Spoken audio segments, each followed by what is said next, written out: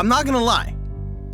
If you possess a Y chromosome, this one's probably gonna hurt.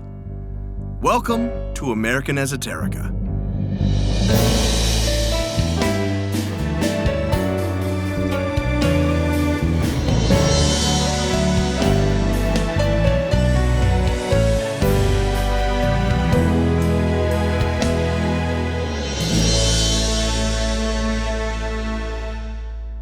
If history class gives you a delicious quiche, this is the spinach stuck in your teeth while talking to your date.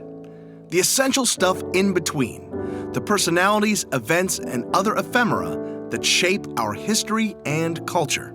I'm Brian Powers. I need to get this out of the way.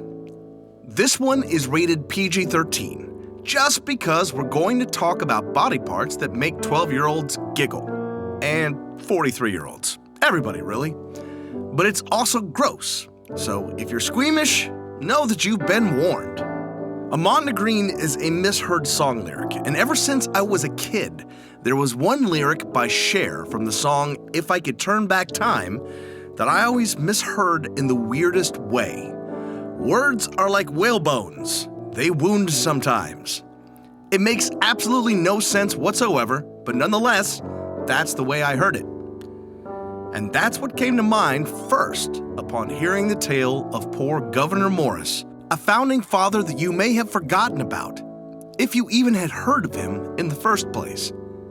Before we get into the weirder aspects of the man and his unfortunate end, let's talk about the 7 words that are his best-known legacy. When assisting the drafting of the Constitution, Gouverneur Morris, and no, that's not a title, it's his name, took a lengthy recitation of states in the first sentence, "We the people of the states of New Hampshire, Massachusetts, etc., etc." and decided to tighten that sucker up to, "We the people of the United States." If James Madison gave us the substance, Morris gave us the style, elevating our founding document through judicious editing. He's referred to as the penman of the Constitution, and he is credited with writing the final form of the document's preamble. Morris also spoke the most of any delegate to the Constitutional Convention. He spoke 173 times during the proceedings. By contrast, James Madison spoke 161 times.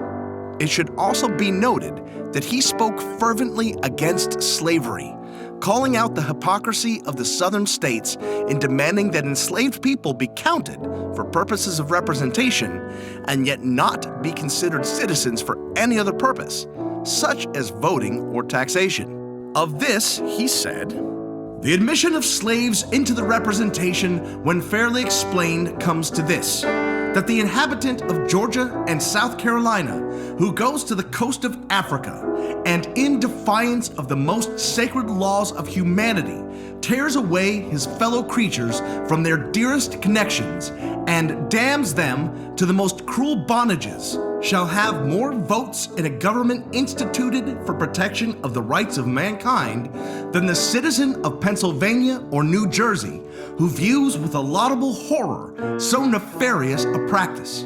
The man did not mince words, but he was dead on the money. The South wanted the upper hand in representation to make sure that slavery would remain in effect, and Morris called them out directly on it, although that didn't stop the convention from adopting the 3/5 compromise. When Alexander Hamilton was fatally wounded, Morris, one of Hamilton's friends, sat with him as he lay dying and gave the eulogy at his funeral. Afterward, Morris secretly created a fund for Hamilton's wife and children. But now that we've discussed his more laudable actions, let's talk about the other side of the man who makes Alexander Hamilton look like a prude and yet still doesn't have his own Broadway show. See, Gouverneur Morris was an incredibly charismatic man who stood over 6 feet tall and had a peg leg from a carriage accident at age 28. Even now, in a more piratey form, Morris was still a character, climbing church steeples, running rapids, and just generally being what we would call awesome. But above all, he did love the ladies. So much so, in fact, that the rumors were that he had lost his leg from an injury sustained while jumping from a married woman's balcony to escape from her husband. Such was his taste in unavailable women that when he lost his leg, fellow founding father and friend John Jay wished that Morris had lost something else. Well, just you wait, John Jay. Morris's most famous tryst came while he was a diplomat in France. He engaged in a 3-year affair with a married countess and novelist who lived inside the Louvre. Although he was a notorious womanizer, his diaries suggest that he respected his paramours and regarded them as equals in intelligence, which makes him unusual. He shocked all of his friends when he was 57 by announcing at a Christmas party that his housekeeper was now his wife. She gave birth to their only child when he was 61. That brings us to Gouverneur Morris's painful ending. Morris suffered from gout, a painful condition made worse when he came down with a urinary tract blockage in 1816.